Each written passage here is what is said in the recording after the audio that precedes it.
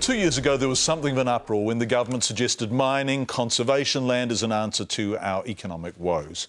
Public opinion was against it, and the government backed down. So what's happening, without much discussion at all, on conservation land above Westport? Their permission has been granted to mine 6 million tonnes of coal from the Denniston Plateau, an open-cast mine. Forest and Bird are appealing, and it's currently before the Environment Court. Again, those in favour say jobs. Those opposed say the destruction of land and environment.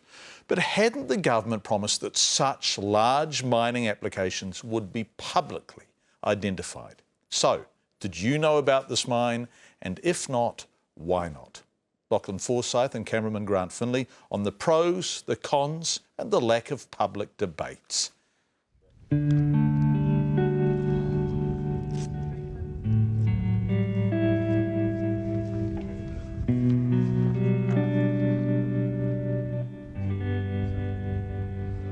Windswept, cold, inhospitable, but what an asset. Everyone in this story agrees on that.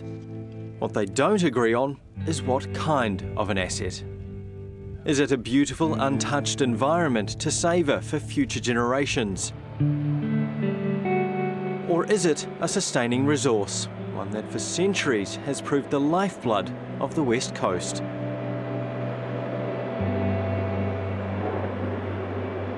I think the social benefits of this mine are grossly undervalued and under-recognised, and you know, there are generations here that would ordinarily follow that urbanisation drift and would head away, but there are opportunities, and we have traineeships and apprenticeships, etc., so they get the opportunity to live in the region that their grandparents and parents grew up in, get meaningful, stimulating employment and be well rewarded for it.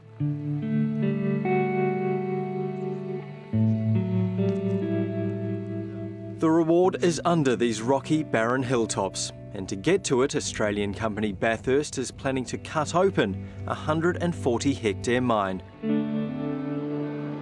A few kilometres away, Solid Energy's open-cast Stockton mine produces 1 million tonnes of coal each year.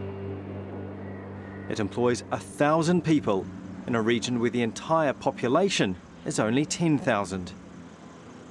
But good corporate citizens. Very good corporate citizens to have in our town. You know, again, a lot of districts would probably kill to have the backing that we've had from our corporate partners in the Buller district. Undeniably, there are riches here, but they're also undeniably in the eye of the beholder.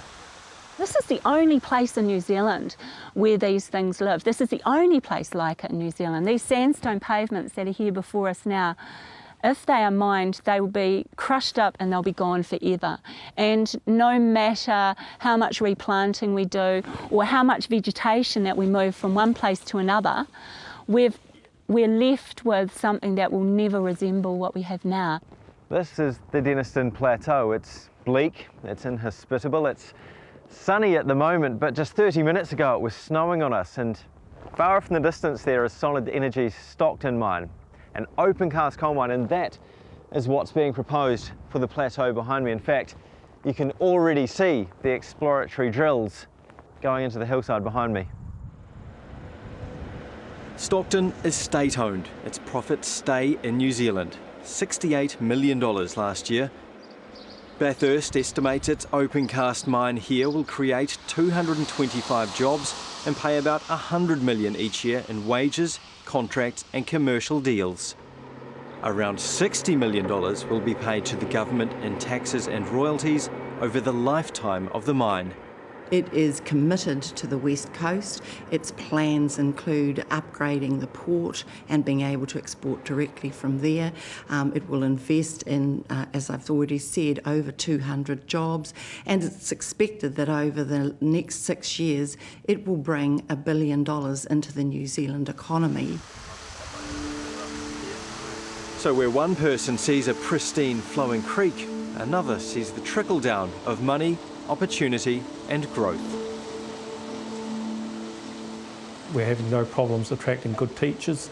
We're having no problems attracting medical staff, whereas a few years ago these were a problem.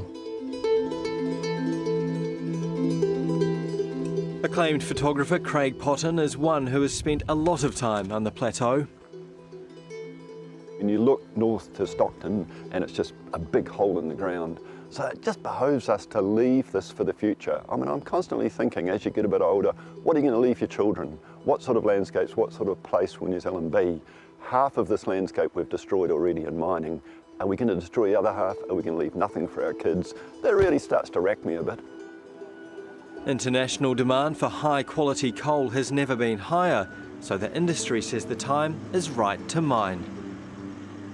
A time when there are profits enough to extract the coal in a manner less harmful to the environment. You can't be anywhere on our mine and not see some evidence of environmental management happening. So we need to make the effort, absolutely. Of course there are effects of mining, no one says there isn't, but it's around the overall value of what stands to be gained through mining, and we've got to make sure that we manage those effects to an acceptable manner and do it credibly.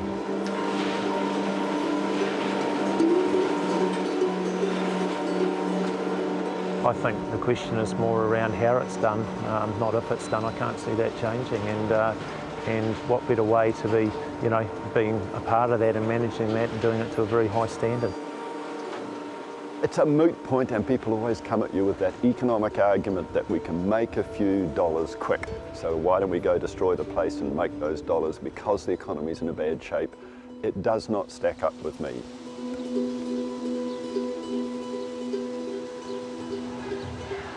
Last year, 50,000 people marched up Queen Street to protest mining on conservation land. What we promised in that debate was to ensure that Schedule 4 lands would not be available for mining, and we have honoured that obligation. What they actually said at the time was that, in principle, significant applications to mine on public land should be publicly notified. The government hasn't followed through on that, meaning Denniston, conservation land, public land, may now be mined without public input.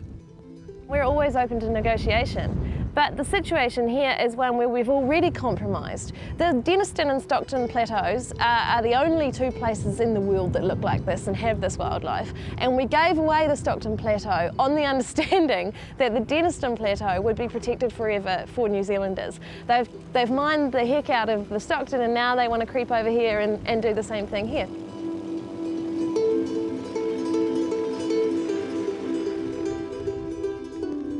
Life is already tough on this plateau. The forests grow slowly and small. This is a manuka tree. I mean, the rest of us in New Zealand think a manuka tree is up above our head, full of birds and that. But this is actually probably a 50, 100-year-old manuka tree at least, flattened out, growing across the land in this bonsai form. But life might soon get even tougher. What we know is that by digging up that vegetation and moving it somewhere else, you're not moving it onto these rock pavements where they came from.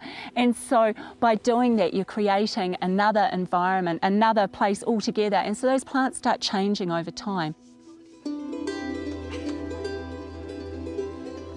It's worth noting that when the commissioners on the coast here approved this mine, they said very clearly that they did it with considerable regret and anguish.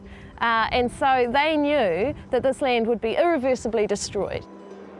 The government says areas subject to open cast mining, like Stockton, can be restored.